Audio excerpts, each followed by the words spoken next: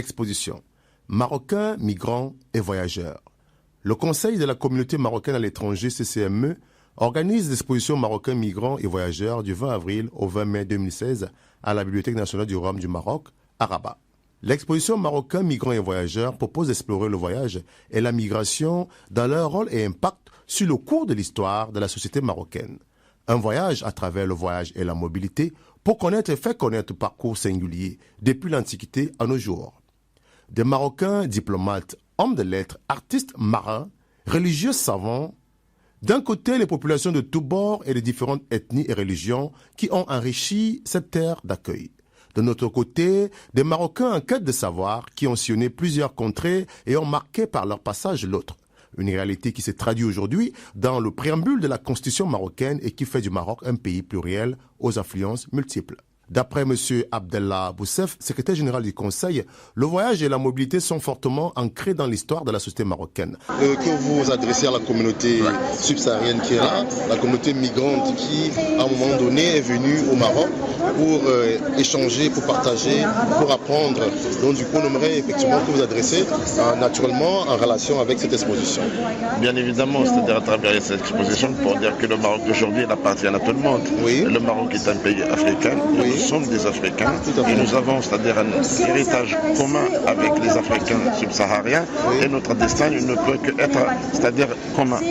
Donc moi c'est ce que je leur souhaite bienvenue, pas autant qu'étrangers, pas autant qu'immigrés, mais autant que dans un cadre de fraternité. Voilà, alors l'exposition d'aujourd'hui montre que le Maroc, il est denté marocain, il a été, c'est-à-dire à travers l'histoire, composé de plusieurs éléments, et l'un des éléments c'est l'élément africain. Donc il fait partie du Maroc. L'africanité fait partie du Maroc et le Maroc fait partie de l'Afrique. C'est pour dire aux Africains subsahariens qu'ils sont chez eux. Merci beaucoup. Merci monsieur le Président.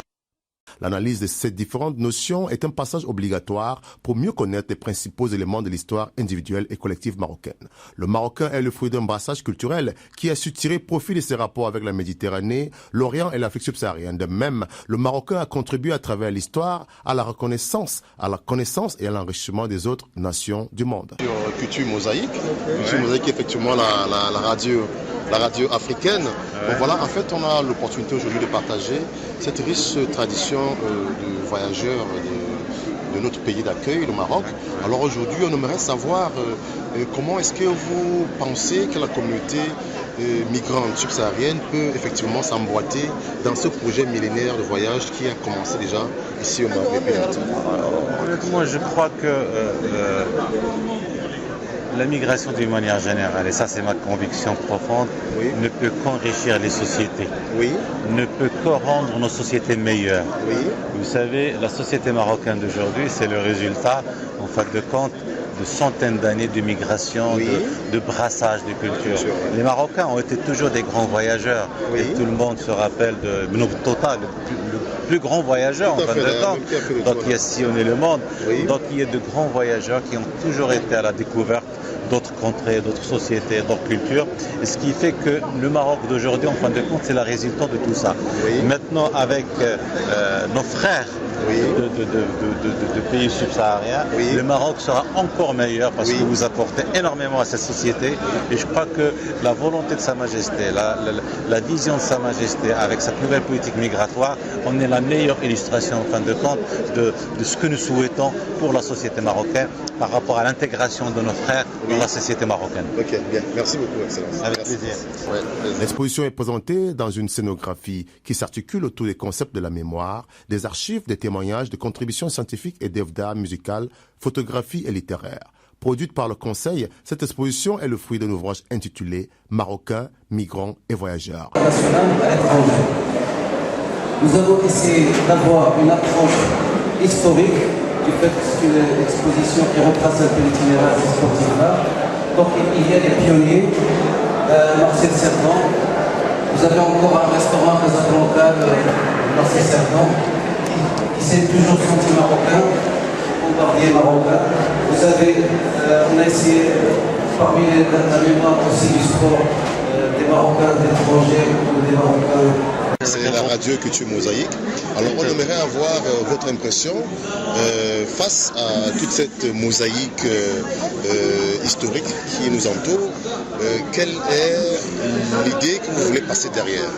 L'idée, c'est de dire d'abord, et ça c'est en lien avec la radio Mosaïque, que le Maroc c'est un pays de migrants et de voyageurs. Donc toutes les populations marocaines, toute l'histoire du Maroc est fondée sur l'immigration. Et qu'aujourd'hui, en 2016, c'est important que les Marocains se rappellent cette histoire et c'est important qu'on soit aussi accueillant des migrants qui vivent parmi nous que eux lorsqu'on est chez eux. Tout à fait. Ok, d'accord. Très bien. Est-ce qu'en quelques mots, vous pouvez faire le tour de l'exposition? Qu'est-ce qui est exposé ici et pourquoi particulièrement ce qui a été choisi? L'exposition, ça va durer un mois ici à Rabat. Et on va d'ailleurs recevoir pas mal de scolaires et d'étudiants ici dans cet espace. Et l'exposition, ça commence par Juba 2.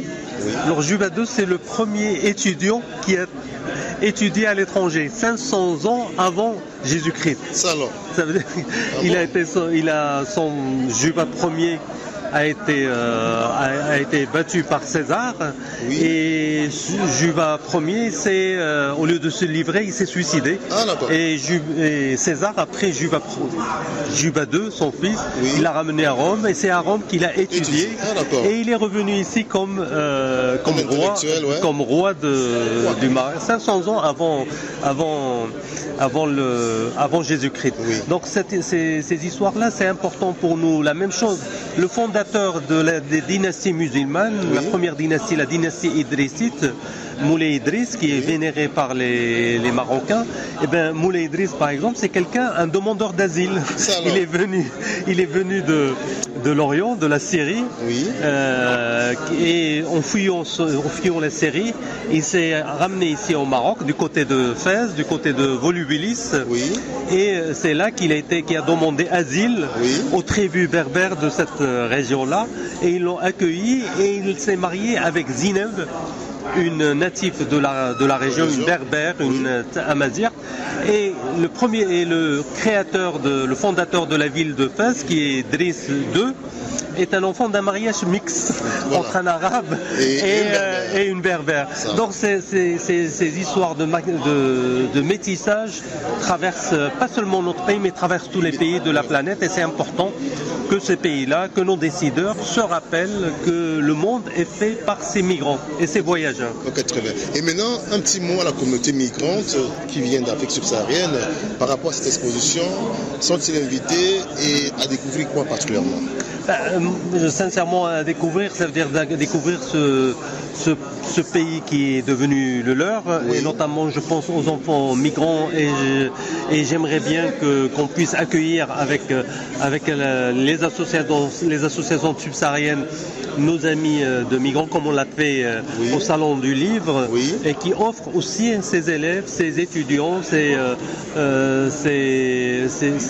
chercheurs qui vivent ici parmi nous, qu'ils offrent les visites de cette exposition à leurs amis marocains, parce que cette exposition est avant tout une exposition de migrants et de voyageurs, et vous en faites partie. Merci beaucoup, c'est un plaisir. Plusieurs chercheurs y ont contribué. L'exposition et l'ouvrage sont l'aboutissement de long travail entamé par le Conseil depuis 2008 et qui vise la promotion et la sauvegarde de la mémoire de la migration marocaine en tant qu'une partie incontournable de la mémoire nationale. En marge de cette exposition, 2 autres activités sont prévues.